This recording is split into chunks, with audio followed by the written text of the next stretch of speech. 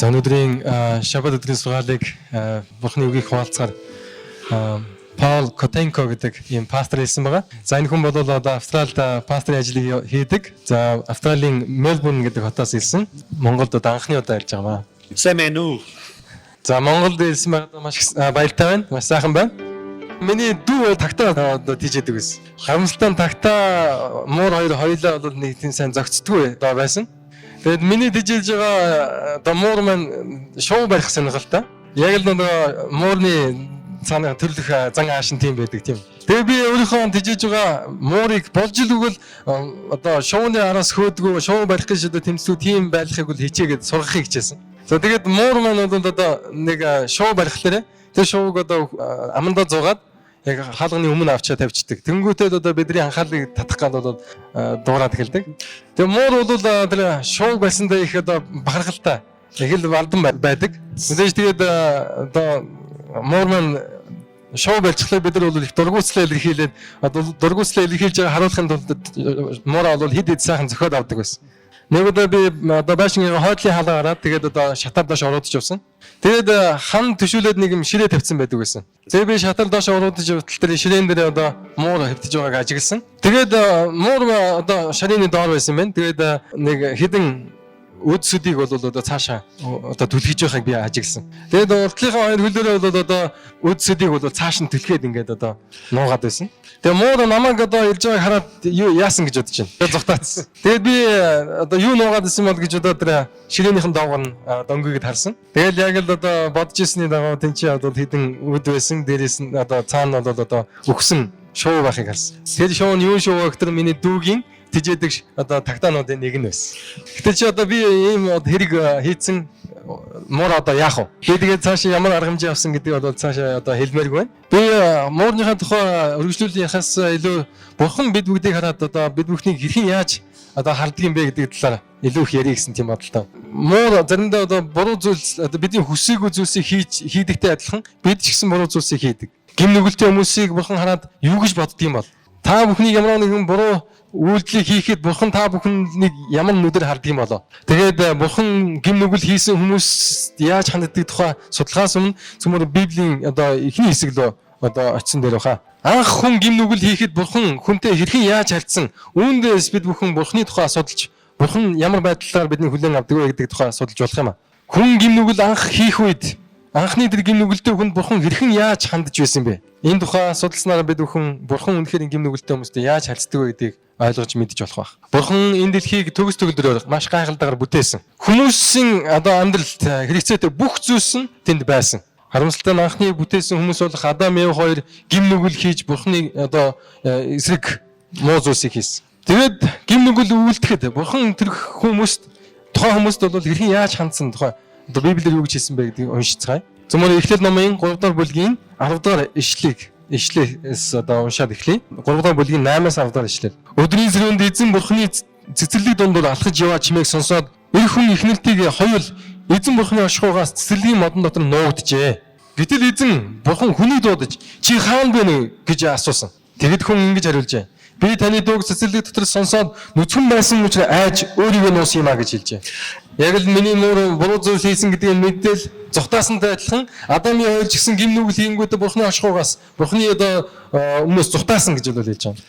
Гэхдээ бурхан тэдэр хүмүүсийг шийтгэх гээд хойноос нь бол одоо хөөцөлдсөн гэж бол Библиэр хэлээгүй байдаг. Харин тэгтэл яг л өдрийн сэрүүнд бурхан яаж хүмүүстэй уулзахаар ирдэг байсан түүнтэйг адилхан хүмүүсийг ирж хайж хэлсэн гэж хэлээ. Библиэр судлаад үзэх юм бол хүмүүс бурханаас нуугдсан болохоос бурхан хүмүүсээс бол одоо нуугдсан биш. Хүн төлөвтөн хүмүүс гим нүглийг хийсэн одоо тэр үед ч гэсэн бурхан тэднээс зүхтаа авах шарин тэдэн дээр ойртож тэдний асуудлыг одоо шийдэж өгөхийг хүсэж байсан.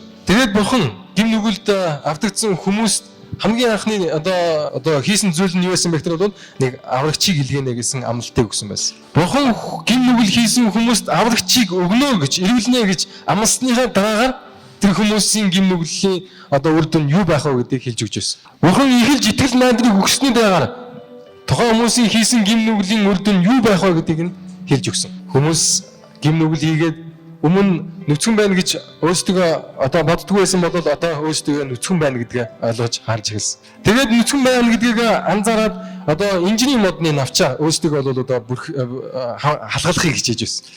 За тэгээд 3 дугаар бүлгийн 21-р ишлэлдэр энэ чинь ингэж үгэлсэн байдаг. Эзэн бурхан Адам ба түүний эхнэр зориулж арьсан дээл хийж өмсгчээ гэж хэлсэн байдаг. Анхны хүмүүс маш аимшигтай гим нүглийг одоо бузар зүйлсийг хийсэн. Тэгээ гим нүгэл хийсэн учраас бас одоо гим нүгэлдээ харамсаж бас гим нүгэл одоо хийсэндээ бол одоо гутарж байсан. Анхны хийсэн гим нүглийг нь бурхан ажиглаж харсан боловч гэсэн тэднийг бол одоо юуны төрөнд илж одоо буруутгаж загнасангүй. Харин буруу зүйлс хийснийг нь ажиглаад хамгийн одоо юун төрөнд тэрээр бол одоо аврагч ирнэ гэдгийг бол гисэн амлалтыг бол хэлж өгсөн.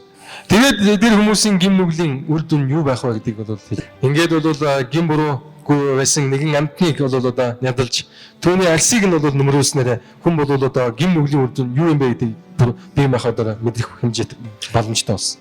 Тэгэхээр энэ юг харуулж өгч байгаа нөхөр бол бурхан гим нүгэлтэй хүмүүсийг одоо хэрхэн яаж харж үздэг вэ гэдэг талаар бол маш том сургамжийг үзүүлж байгаа. Бурхан гим нүгэл хийсэн хүмүүсийг одоо тусламж хэрэгцээтэй хүмүүс гэж бол эхэлж ойлгож харж тусламжийг үзүүлэх хичээдэг. Тэгээд өнөөдөр ч гэсэн бурхан бид бүгдийг харахтаа бид бүгд нь тусламж хэрэгцээтэй байгаа гэдгийг ойлгож мэдэрдэг. Бурхан бид бүгдийг хамгаалахын тулд бидэнд туслахын тулд ирсэн гэдгийг бид бүхэн үүнээс ойлгож болно.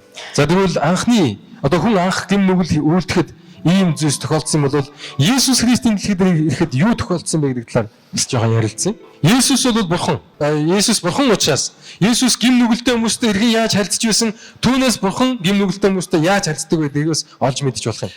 Төмөр Лук номын 15 дахь бүлгийг нээгээд үзье. Лук номын 15 дахь бүлэг. За тэгээд Лук номын 15 дахь бүлгийн 1-р ишлэлээс уншаад эхлэе. Татвархаагчид болон нүгэлтнүүд бүгд түүнийг сонсгоод дэрэгдэн очижээ. Тэгтэл фарисеучуд болон хуулийн багш нар дөргөөцөн дүнэлдэж энэ хүн нүгэлтнүүдийг хүлээн аван тэдэнтэй хамт хоолдог гэж хэлж байсан. Хуулийн багш нар болоо одоо шашны тэр олон одоо том зөвлөлтнүүд юу гэж хэлж хоорондоо ярилцдаг байсан бэхтэр бурхан ямар хүмүүсийг хайрладаг вэ гэж маргалдаад байдаг байсан. Тэрээ энэ хүн ишлийг уншаад үзэх юм бол татвархаагч болон гим нүгэлтэй хүмүүсийг одоо ерөнхийдөө бурханы өмнө одоо хүмүүс бол аашиж үздэг байсан гэдэг нь харагдаж байгаа. Тэгээд одоо зарим нэгэн шашны одоо багш нар юуг заа сургаж хэлсэн бэ гэхээр бол гим нүгэлтэй хүн өгөхөд нас барахад тэн чи маш их олон хүмүүс бол баярлж хөөрдөг гэсэн тийм үгийг ч гэсэн бол одоо дэлгэрүүлсэн байсан. Тэр хүмүүсийн ярьж байгаа үг нь бол одоо худал юм а гэдгийг Есүс харуулахын тулд энэ дэлхийд одоо илж өөр байдлаар бол хүмүүстэй хандсан. Есүс Бурхныг танилцуулахын тулд одоо зүгээр нэг онл юм уу эсвэл одоо хүний ухаанаар одоо тайлбарлаж өгөхийг хичээгээгүй. Үүний оронд тэрээр бол зүгээр нэг жирийн 3 түүхийг бодуулсан. Тэр энэхүү 3 түүхээр бурхан хүн гим нүгэлтэй хүмүүсийг хэрхэн яаж хайрладаг юм бэ гэдгийг үзүүлэхийг хичээж байсан. Одоо тэгээд энэхүү 3 түүх нь юуны тухай өгүүлж ирсэн бэ гэдэг тухай одоо уншаад үзье. За тэгээд Лук номын 15 дахь бүлгийн 3-аас 7 дугаар ишлэлдэр ийм түүхийг өгүүлж. Есүс тэдэнд нэг ийм сургаалыг сургаалт зөвлөлийг өгүүлжээ. Хэрэв та нарын дундаас хэн нэгэн чинь 100 хонтой байтал нэг нь алдагдахад 99 хоноо бэлчээд өрхөн алдагдсан хүний араас явж түүнийг олдлоо хайдаггүй гэвэ.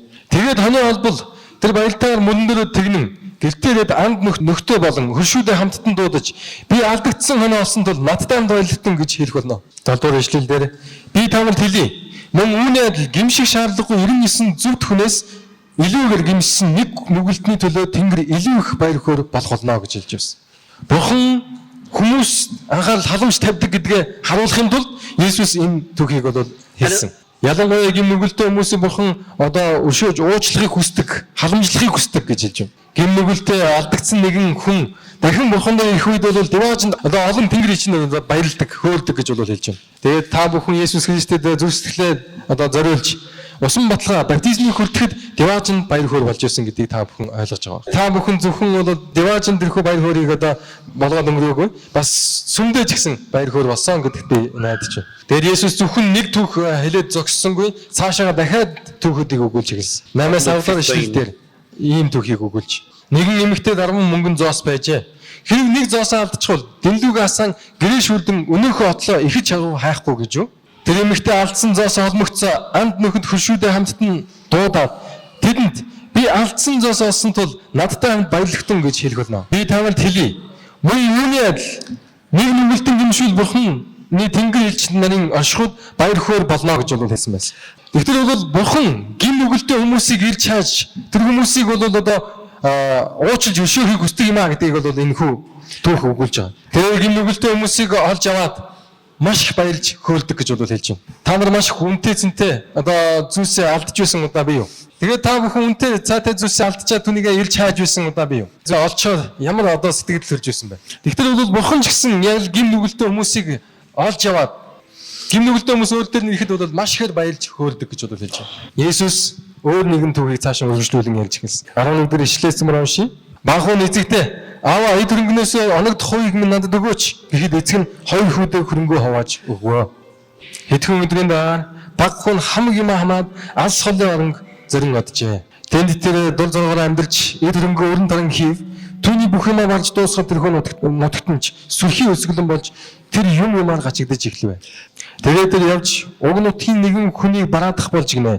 Тэр хүн гахаагаа хариулуулахаар түүнийг явуулдаг байлаа. Тэр гахааны идэж байсан бууцгаар ходоодод өрөхийг хүсэмжлэвч хинч түнд юу ч өгсөнгүй.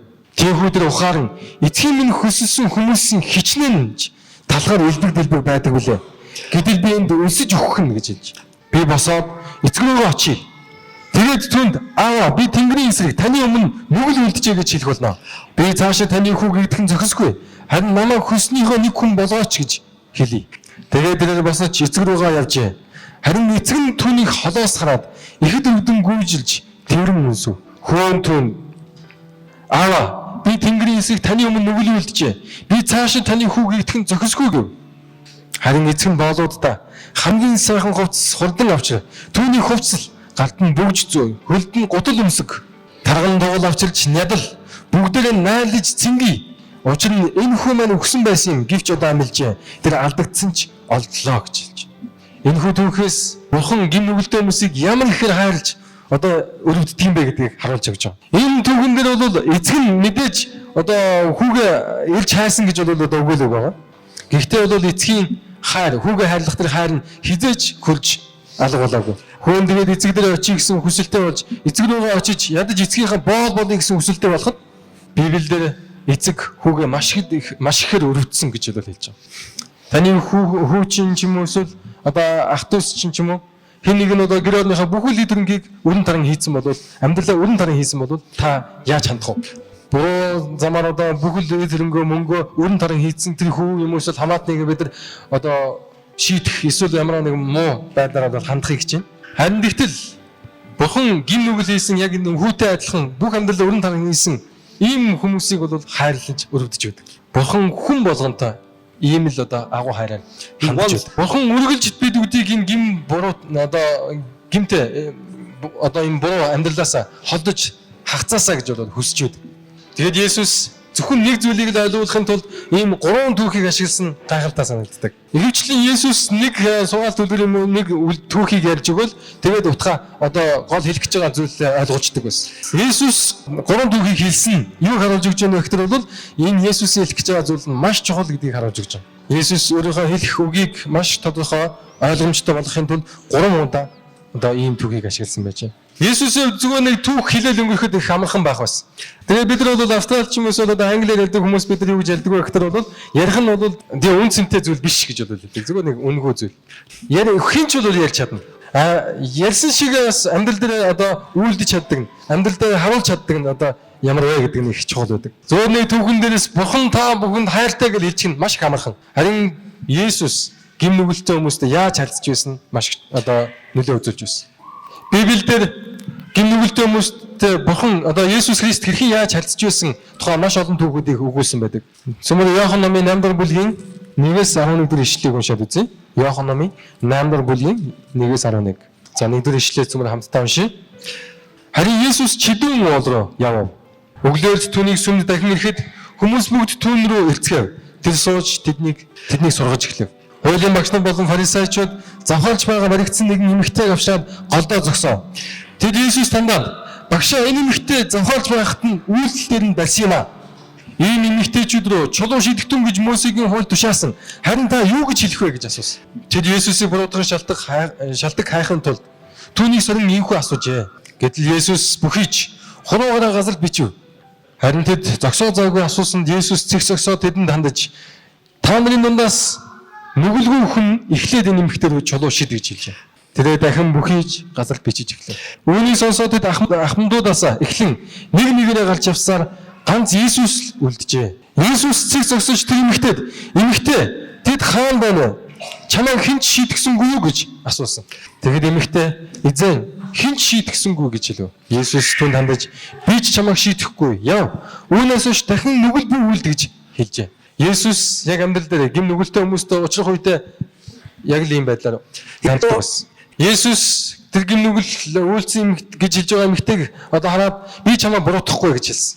Эхлээд тэрээр би чамаа буруутгахгүйгээ зогсчоогүй. Чи одоо босоод яв гэж хэлсэн. Дахин гим нүгэл бити үйлд гэж бол хэлсэн. Яагаад Иесус энэ үгийг хэлсэн бэ гэхээр Иесус гим нүгэл гэж ямар аимшигтай, ямар одоо бузар булаа болохыг түнд бол одоо хэлж таниулж өгсөн гэсэн. Зэрэг бид бүхэн гим нүглээ үйлцэн хിവэр байх юм бол гим нүглийн үлдэн бидэнд ямар муу зүйлсийг авчих вэ гэдгийг таниулж хэлж өгсөн. Гим нүгэл бол яг л одоо өвчин, одоо хүнд өвчнөд адилхан бидний эцэст нь бол өхүүлдэг. Тийм ч учраас Иесус энэхүү эмэгтэйд хандаж гим нүглээсээ холд гэж хэлсэн. Дахин гим нүгэл бүү үлд гэж хэлсэн. Тэгэхээр Иесус гим нүгэлтэй хүмүүстэй хэрхэн яаж харьцаж байсныг энэхүү жишээнээс ажиглаж болох юм. Би багасаа одоо 7 өдрийн адвентист сүмд одоо явдаг гишүүдийн одоо тийм хүмүүсийн гэрд бол одоо өсөж хүмүүдсэн. За гисэдэж гисэн би одоо зарим нэг библийн ишлэлийг бол дөнгөж саяхан ойлгож ухаарж ирсэн. Би библийг бол олон удаа уншиж байсан боловч гэсэн одоо библиэс одоо өмнө олж харж байгаагүй зүйлсийг олж хардаг. Ром номын 2 дугаар бүлгийн 4 дугаар ишлэлийг зөмөрөө уншаад үзье. Энэ ишлэл дээр юу гэж өгүүлсэн байдаг вэ? Ром номын 2 дугаар бүлгийн 4 дугаар ишлэл. Эсвэл та Бурхны инэл өөрийг чинь гимшүүлдэг гэдгийг мэдлгүй. Түүний инэл хүлцэл ба төвчээрийн баяныг басамжлах уу гэж хэлсэн байна. Бид бүхэн Бурхан гэж хин юм бэ гэдгийг ойлгох юм бол чин сэтгэлээсээ гимших, мөн гим нүглээсээ холдох тийм одоо боломжтой болдог. Зарим хүмүүс Бурханыг их л тийм хахир хатуу гим нүгэл хийсэн хүмүүсийг үргэлжил бол одоо их уур уцаалтаар харж байдаг гэж ойлгож байдаг. But the Bible says no, the kindness of God is what leads you to repentance. Гэхдээ Бурхны энэ одоо инэрэнгүй, нэгүүлсэнгүй зан чанар бидний гимшгэд хүргэдэг. Мөн гим нүглээсээ хагацханд бол хүргэдэг.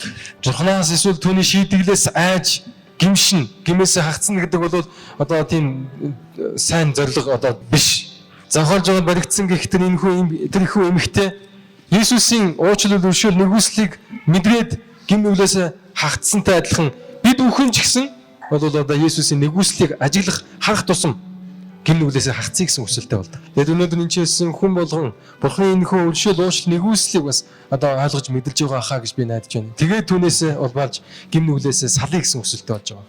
Бид бүхэн Иесусийн нэгүсэл уучлал өршөөлийг мэдэрсэн учраас хуучин гим нүгэлтэй амьдралаасаа салж гим нүглээсээ хагацъя гэсэн ийм хүсэлтэй болдог. Библиэлд Бурхан хүн төлөвтөн хамгийн анх гим нүгэл үлдэхэд яаж Бурхан тэр хүмүүстэй хандж байсан би үзсэн. Библийн хуучин гэрээний номын туршид Бурхан гим нүгэлтэй хүмүүсийг, гим нүгэл үйлдсэн хүмүүсийг гимшиж, гим нүглээсээ хагацаасаа гэж бол үргэлж байнга дуудаж байсан. Бурхан энэ дэлхий дээр хүн болон ирж Иесусийн дэлхий дээр амьдрахдаа гим нүгэлтэй хүмүүст ч гэсэн гим нүглээсээ хагацж, гим нүглээсээ гимшиж, гим нүглээсээ холдоосоо гэж хүсэж байсан. Тэгвэл Библи одоо хэрхэн яаж төгсөж байна вэ? Библийн хамгийн сүүлчийн ишлэлүүдэд юу гэж өгүүлсэн байдаг тухай зөмөр уншицгаая. Илчилэл номын 22 дугаар бүлгийн 17 дугаар ишлэл дээр сүнс болон сүд бүсгүй ирээрэг нь сонсогч нь ирээрэ гэж хэлэг.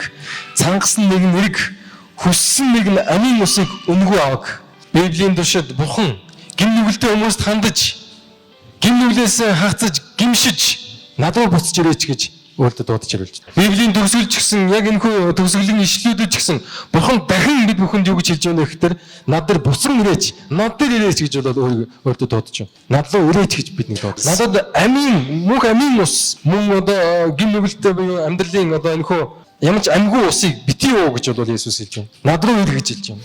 Тэр Бурхан гим нүгэлтэй хүмүүстэй ийм гэж одоо ийм байдлаар ханддаг юм бол бид бүхэн ч гэсэн одоо Бурхантай адилхан гим нүгэлтэй хүмүүс бас одоо энэрнгүйгээр өшөөнгүйгээр хандах хэрэгтэй маа. Бид Христэд итгэгч хүмүүс гэж өөрсдөө нэрж байгаа учраас Бурхан хүмүүстэй эрхэн яаж харьцаж байсан түүнтэй адилхан бид ч гэсэн бусадтай харьцах хэрэгтэй. Тэгээд та бүхэн ч гэсэн яг л ийм хүсэлтэй, ийм зорилгыг бол амьдралаа одоо тавьж байгаа баха. Бурхан та бүхнийг ивэх болтугай. Тэгээд гим нүгэлтэй хүмүүс Бурханыг таниуж мэдүүлэх үед чинь Бурхан та бүхнийг ивэх болтугай.